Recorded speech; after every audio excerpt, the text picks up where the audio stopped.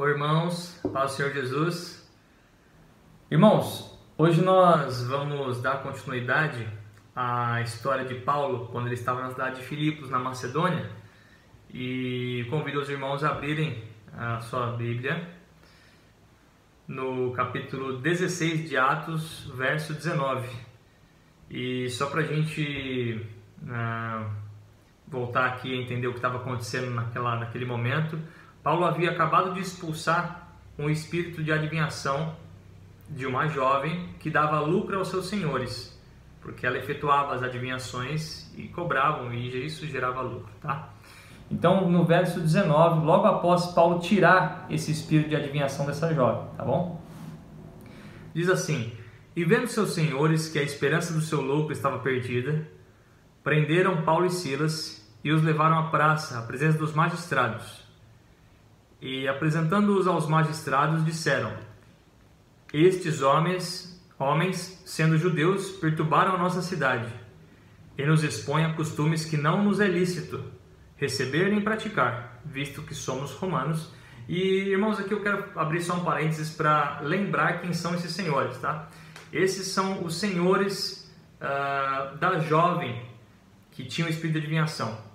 Eles obtinham muito lucro, e como eu falei na parte anterior do vídeo, vocês poderão perceber que eles não se importavam quem que trazia esse espírito de adivinhação, como que isso impactava na sociedade ou nas pessoas, se isso era bom ou não, se era verdade ou não. Eles não se importavam com isso. Mas agora que a esperança do seu lucro estava perdida, porque Paulo expulsaram o espírito de adivinhação, então, olha só o que eles foram falar.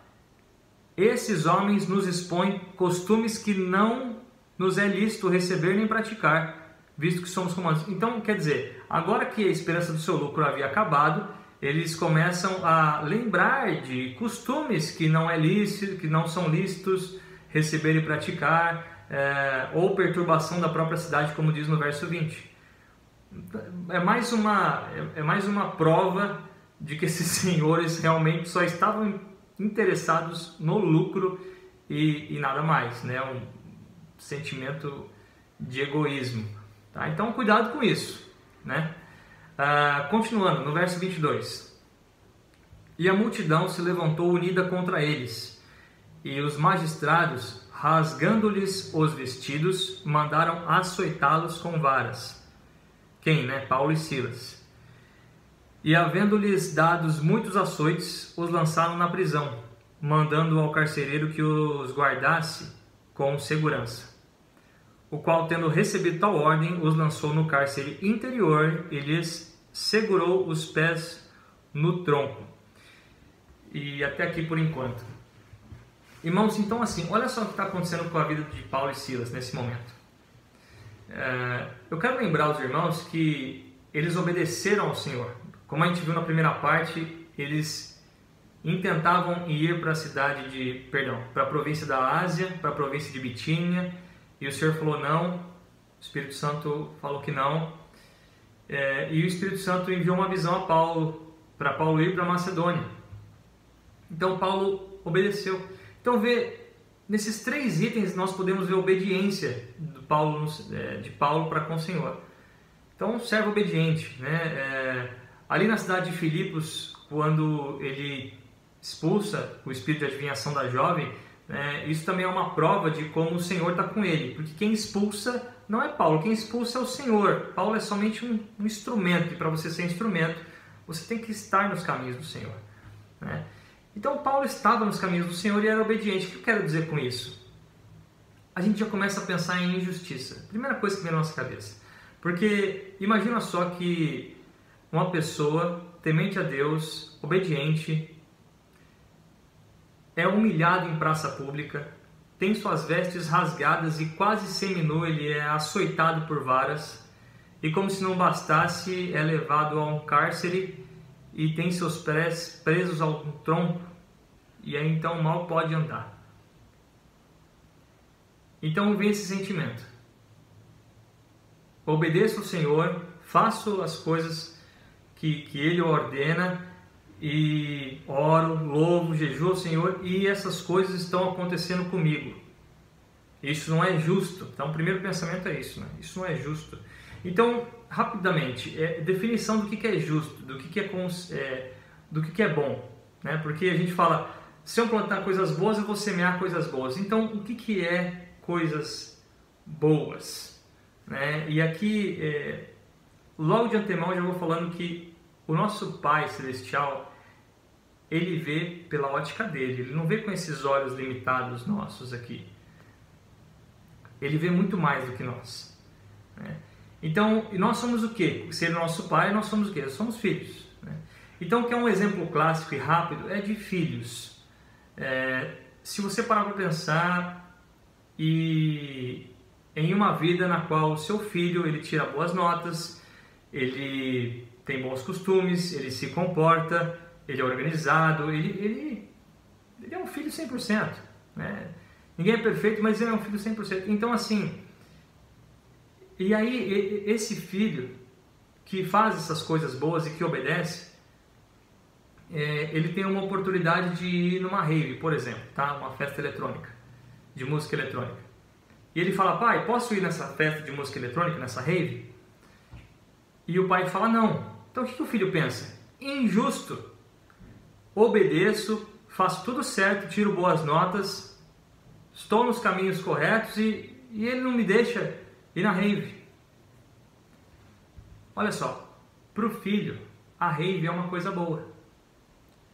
Mas o pai, ele já tem um pouco mais de experiência e ele já sabe que lá tem drogas, que lá tem bebida, que lá tem vício, que lá tem adultério, que tem embriaguez. Então ele quer poupar seu filho, ele quer preservar seu filho. Então ele fala, não, filho, você não pode ir. Então, isso é para mostrar um pouco de que o Senhor não vê com a mesma ótica que nós vemos. E às vezes Ele não vai permitir coisas que nós consideramos ser boas para a nossa vida. Porque Ele sabe que às vezes pode ser que não seja. Agora um exemplo contrário, né? O Senhor ele pode permitir coisas bem difíceis para a nossa vida. Jesus fala que nesse mundo tereis aflições. Em nenhum momento ele fala, esse mundo será uma passagem confortável para você. Em nenhum momento ele encoraja esse tipo de coisa. E eu trago novamente um exemplo de filho. Por exemplo, o seu filho fez 18 anos, ou 16, 18 anos, enfim. E você tem lá na frente da sua casa vários pacotes de cimento, né, sacos de cimento que foram descarregados e você precisa subir, não sei, 2 andares com todo aquele cimento. Então você fala para o seu filho, filho, carrega todo aquele saco de cimento aqui para cima, aqui para o 2º andar. Aí, o que seu filho mereceu para ter que carregar os sacos de cimento para o 2º andar? Ele fez alguma coisa ruim? Ele desobedeceu? Ele tirou notas ruins? Não, ele não nada disso. Mas você permite que ele faça esse tipo de coisa. E é confortável? Não, é difícil. Você tem que achar o jeito certo de fazer isso. Vai ficar todo suado. Vai cansar. Só que você permite. Porque no fim, carregar um saco de cimento produz força. Se ele carrega por uma semana, produz resistência. Se ele carrega por um mês, produz experiência, resiliência.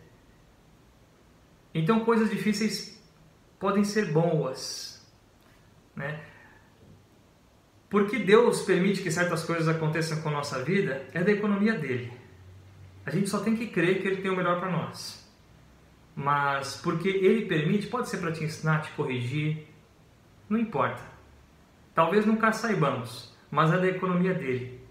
Somente temos que confiar que ele tem o melhor para nós. Então, com relação a essa parte da vida dessa história que Paulo obedece, segue os caminhos do Senhor e tem todos esses prejuízos, né, que a gente pode citar, que é os açoites, a humilhação, ser preso. Um é você achar a injustiça, né, a gente acabou de falar sobre isso.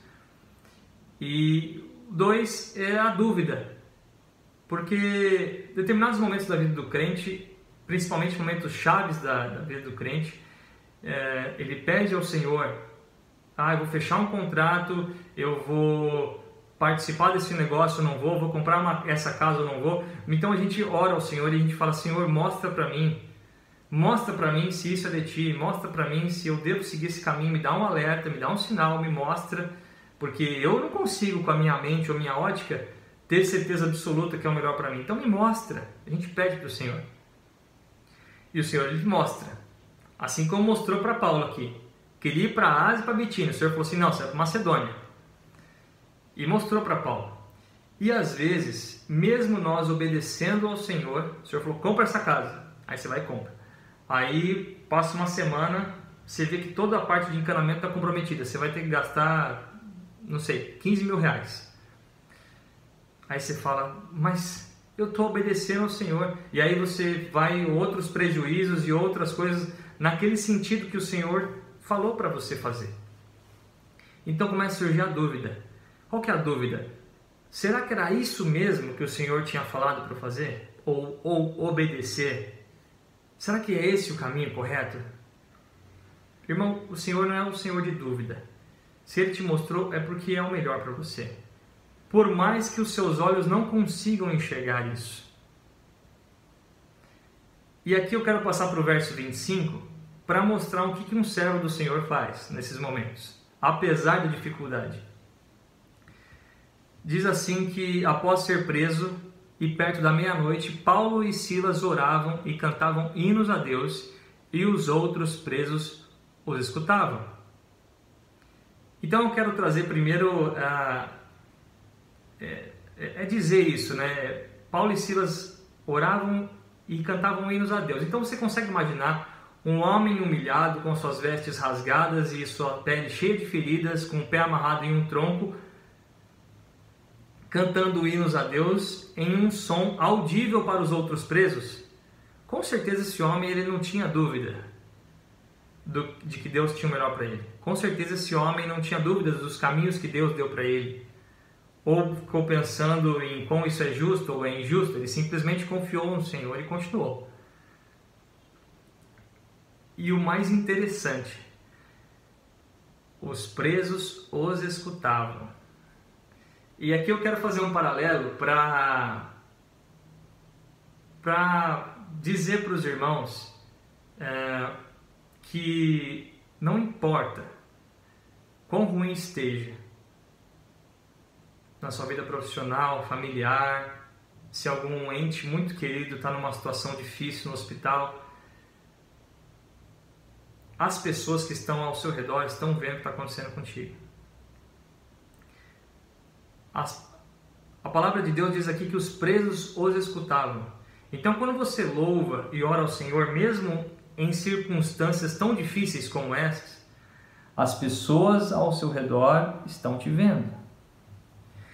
E aqui eu imagino que os presos deveriam ter vários pensamentos, mas dois deles deveriam ser mais ou menos assim. Um devia ser assim: quem que é esse maluco que mesmo o Deus dele, deixando com que ele seja humilhado, açoitado, preso, continua orando e louvando esse Deus?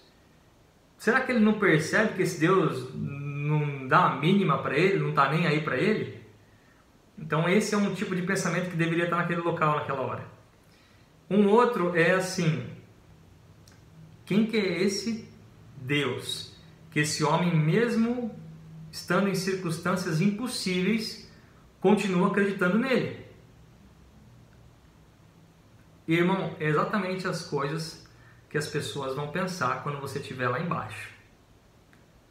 Você pode ter certeza.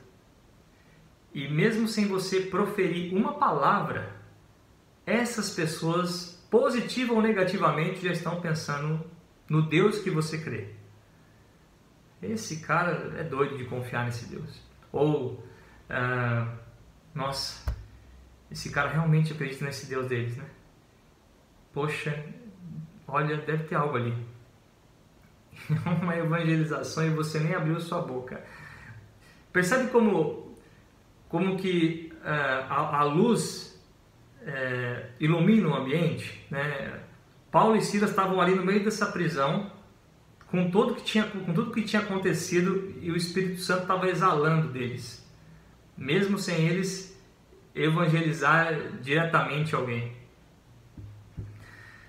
E continuando, irmãos, no verso 26, diz que eles cantavam aqui à meia-noite, né? E de repente sobreveio um tão grande terremoto que os alicerces do cárcere se moveram.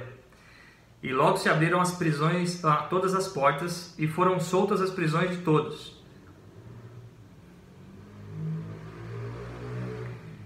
E aqui eu quero dizer o seguinte, a gente vai só até o verso 26 hoje, tá, irmãos? E eu quero dizer o seguinte, exatamente nesse momento, Deus às vezes ele pode te levar assim até o seu limite. Não além dele, porque a palavra também diz que Deus não nos dá fardo que não possamos carregar. Mas às vezes nem nós sabemos nosso limite, né? Mas o Senhor sabe qual que é o nosso limite. E às vezes podemos ser levados até Ele. E é exatamente nesse momento que os seus alicerces estão se movendo e que sua vida está um terremoto. E sim, estou fazendo uma relação aqui com o verso 26. Mas eu quero te dizer que às vezes é um momento que você não... fisicamente, com os seus olhos, você não consegue ver uma saída. Tá? Você acredita em Deus, mas você fala, isso aqui, cheguei no fim da linha. Pior, acho que não dá para ficar. Né? Você pensa, isso aqui é impossível. Né? Então, é exatamente nesse momento que o Senhor ele faz um milagre. Que o Senhor ele vai atuar na sua vida. E, enfim... é exatamente nesse momento. Para quê? Para que o nome dele seja glorificado. E porque ele, primeiro, te ama muito. E ama muito as pessoas que estão ao seu redor. Quando a palavra diz que se abriram todas as portas, significa que o Senhor está dando uma saída. E quando diz que foram soltas as prisões de todos, significa que todos os olhos nessa prisão foram abertos. Quem pensava positivamente ou negativamente acerca de Paulo ou acerca de Deus de Paulo, puderam ver realmente quem que era o Deus de Paulo quando suas prisões foram abertas. Tiveram seus olhos abertos. Então, novamente aqui o Senhor está abrindo os olhos. Novamente aqui o Senhor está fazendo literalmente que as pessoas saiam de suas prisões, de suas influências ou do que quer que seja. Está fazendo com que as pessoas não sejam alheias, né? Isso é abrir os olhos, isso é fazer, olha só, eu te amo tanto que eu vou te fazer enxergar o Deus que eu sou, o que eu posso fazer e o tanto que eu te amo, né? E eu também quero lembrar uma outra coisa. Paulo plantou coisas boas e ele semeou coisas boas. Ele semeou almas ao Senhor. Ele não semeou conforto, ele não semeou posição, melhor cargo, melhor situação financeira, carro, casa. Nada disso que esse mundo fica nos enfeitiçando. E tudo bem você ter um pouco de conforto, não nada contra, mas consegue ver o que realmente é algo bom? Não dá para comparar nenhuma dessas coisas com almas ser ganhas para o Senhor. Olha o que Paulo semeou. Esse era o salário dele, almas para o Senhor. Foi isso que ele semeou. Ele plantou obediência, sim. Sim, ele teve algumas feridas físicas, mas olha o que ele plantou. Ele plantou almas para olha o que ele semeou almas para o Senhor. Então, a gente fica aqui com essa palavra e eu quero dizer que, novamente, às vezes você não está conseguindo ver, mas o Senhor, Ele vê lá de cima. Ele tem o melhor para você. A gente vai encerrando e, só para terminar, o ensinamento dessa palavra de hoje é justamente para a gente confiar no Senhor. Em boas condições, em condições difíceis, não importa. Se você confia nele, ele tem o melhor para ti. E de novo, às vezes o que é melhor você ainda está aprendendo. Amém, irmãos? A paz do Senhor Jesus a todos. E depois a gente vai voltar com a parte 3 dessa história de Paulo lá na cidade de Filipos. Amém? Fiquem com Deus.